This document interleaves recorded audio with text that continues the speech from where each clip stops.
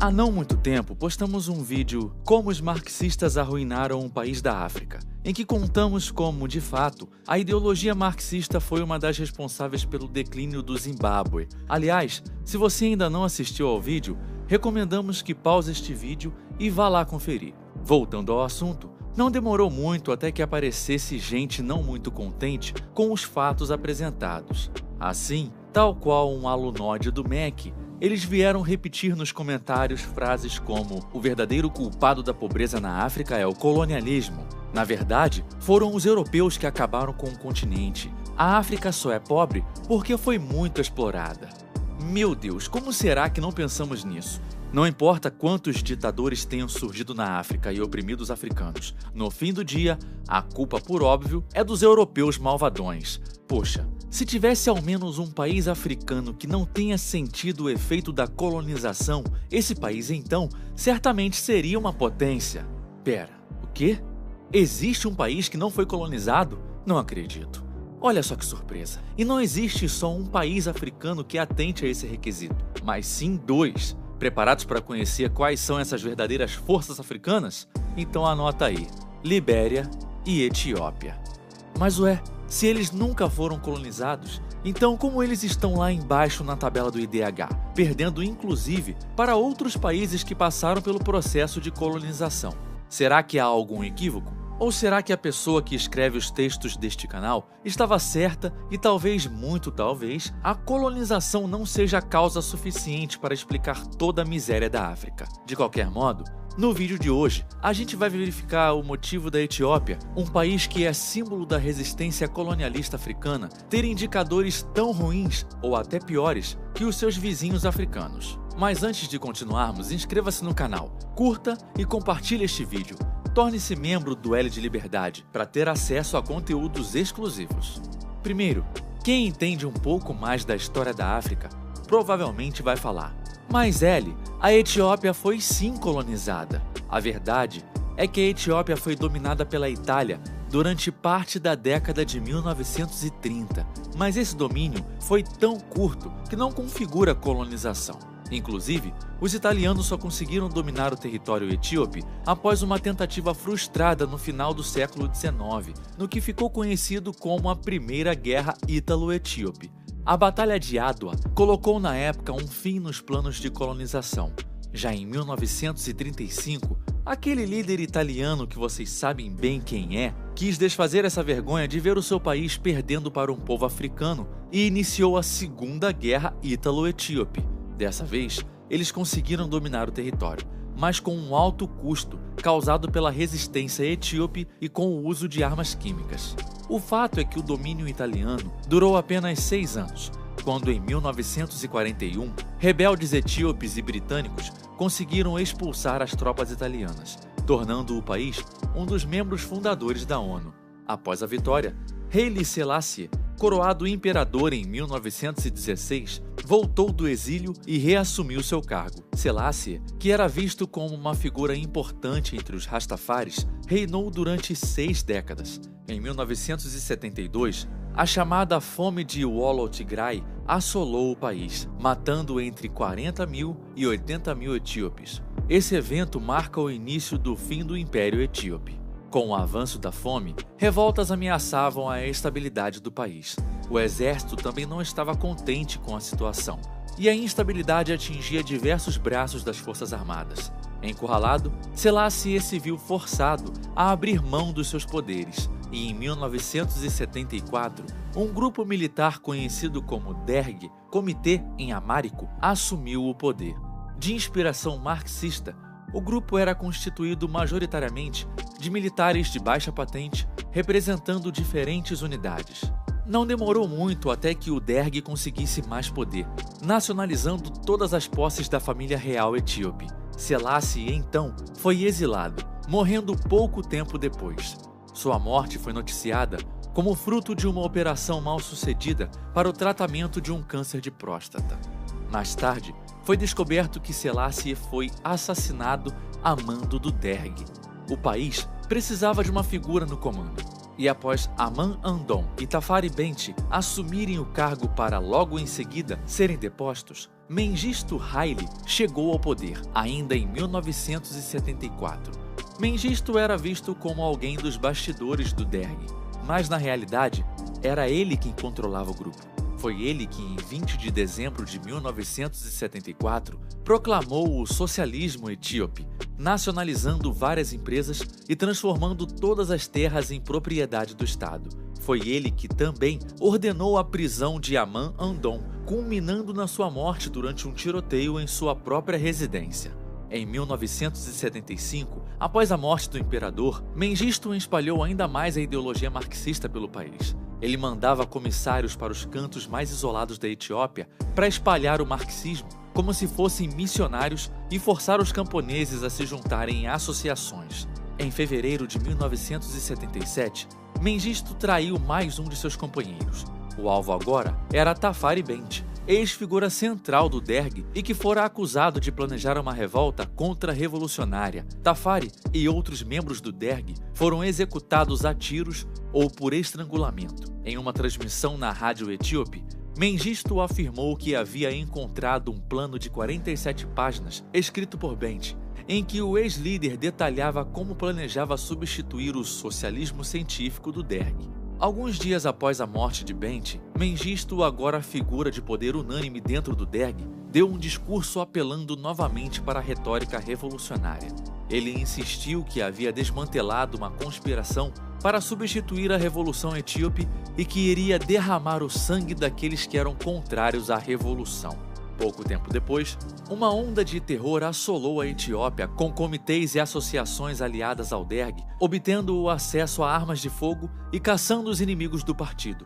Até mesmo outras organizações de cunho marxista foram caçadas, tal como ocorreu em várias revoluções na história. Qualquer um que fosse taxado de inimigo poderia ser executado sem julgamento prévio. Mengistu, inclusive, ordenava que imagens de prisioneiros políticos torturados fossem exibidas na TV, gerando grande temor entre os cidadãos e consolidando seu reino de terror. Ao leste, a Somália também contava com um líder fortemente identificado com os ideais marxistas, Siad Barre. Assim como a maioria dos ditadores, tinha planos ambiciosos para o seu país. Ele buscava aumentar o território da Somália, anexando territórios que eram da Etiópia. A União Soviética era uma grande apoiadora da Etiópia e da Somália, mas se viu forçada a escolher um lado quando, em julho de 1977, Siad Barre invadiu a região de Ogaden, no leste da Etiópia. Sem sucesso na mediação, os soviéticos escolheram apoiar a Etiópia, já que era um país que tinha mais habitantes e que era mais relevante no grande esquema geopolítico comunista. Com o apoio soviético e também cubano, as tropas de Mengistu conseguiram repelir a invasão. Com seu poder cada vez mais consolidado e sem inimigos, Mengistu posava como um ditador autoritário. Uma das táticas para desprestigiar o imperador era televisionar documentários mostrando imagens de pobreza em contraste com o estilo de vida luxuoso de Selassie e sua família.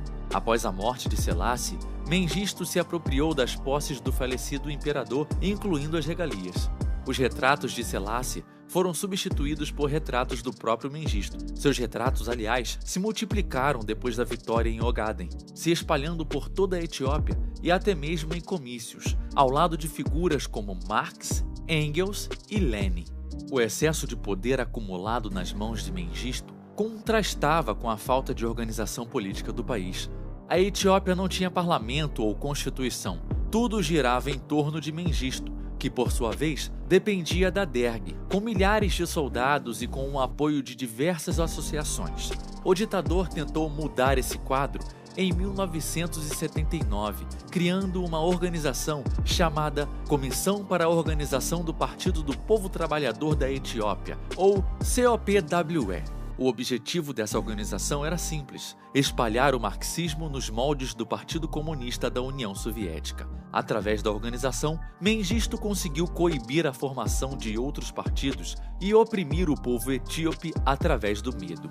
Não demorou muito até que a coletivização da agricultura fosse também importada da União Soviética. Os vilarejos, agora coletivizados, tinham cotas que precisavam ser batidas e toda a colheita era entregue ao governo e vendida no mercado internacional. Em 1983, Com todo o trabalho realizado pela COPWE, Mengistu finalmente criou o Partido dos Trabalhadores da Etiópia. Em 10 de setembro do mesmo ano, Mengistu foi eleito de forma unânime secretário-geral do partido. Em meio às celebrações do grande líder, a Etiópia continuava um país pobre, sofrendo com problemas relacionados à fome e que só se agravaram após as medidas econômicas nos moldes comunistas. De 1974 a 1984, a produção per capita de cereal diminuiu 15%. Na região de Wollo, uma das grandes afetadas pela grande fome que ajudou a depor o antigo imperador, milhares de pessoas imploravam por comida. Ao invés de resolver o problema, Mengistu preferia encobrir o que estava acontecendo. Ele, então, apelou para uma tática famosa entre os ditadores comunistas: mostrar para os jornalistas algumas fazendas que funcionavam e produziam comida para que eles achassem que todas funcionavam daquele jeito e que logo não existia risco algum de fome. Aliado a isso, cabe ressaltar que a fome favorecia o governo, já que as províncias mais rebeldes estavam no norte, justamente a região mais afetada pela fome. Mengistu estava contente com as mortes. Quanto mais gente morresse, menos inimigos ele teria. Pelo menos 500 mil pessoas morreram de fome entre 1983 e 1985. Enquanto o medo era uma constante na vida dos etíopes, alguns movimentos separatistas surgiam no país. Como dito, a maior parte deles estava organizada no norte, região onde a fome impactava de forma mais severa. Porém, o norte também tinha suas vantagens. Por se tratar de um terreno mais montanhoso, os rebeldes conseguiam utilizar táticas de guerrilha mais facilmente.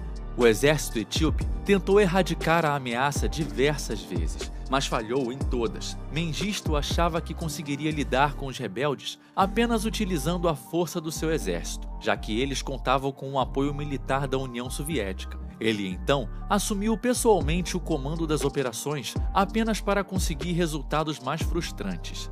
Milhares de soldados etíopes, alinhados com o governo, morriam no norte vítimas da exaustão. O custo insustentável da guerra civil enfraquecia o regime de Mengistu. A Batalha de Alphabet marcou o início da queda de Mengistu. A vitória dos rebeldes da Eritreia colocava um xeque à sua posição como líder. Mengistu tentou pedir armas e suprimentos para o bloco comunista, mas o estrago já estava feito. Após a Segunda Batalha de Massawa, em 1990, a União Soviética, já no seu fim, não tinha o mesmo entusiasmo na Etiópia. Então, eles deixaram de dar suporte a Mengistu. Conforme os rebeldes se aproximavam de Addis Ababa, Mengistu ficava cada vez mais paranoico. Em 1991, com a derrota iminente, ele decide fugir para o Zimbábue, buscando asilo político no país de Robert Mugabe, seu grande amigo.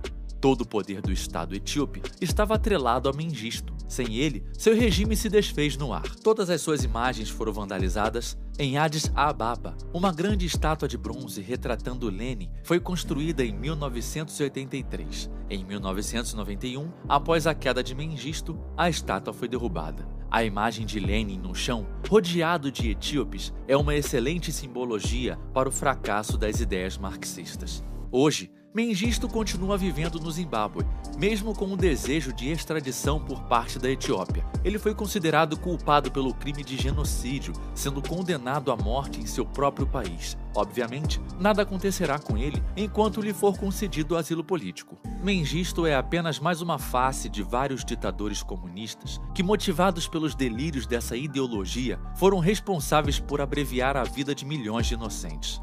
Agora, sabendo dessa história, o nosso ponto inicial fica mais claro. Colocar o colonialismo como causa suficiente para todos os males no continente africano é errado. Não repitam argumentos de gente cujo conhecimento tem a profundidade de um pires. Pesquisem a história dos países africanos e vejam como ideologias coletivistas e o autoritarismo foram, e ainda são em alguns casos, uma constante por lá. A esquerda teve o monopólio da narrativa durante muito tempo, mas hoje, com a informação descentralizada, vocês podem ir mais fundo nessas questões e ver todas as nuances que transformam a África no que ela é hoje.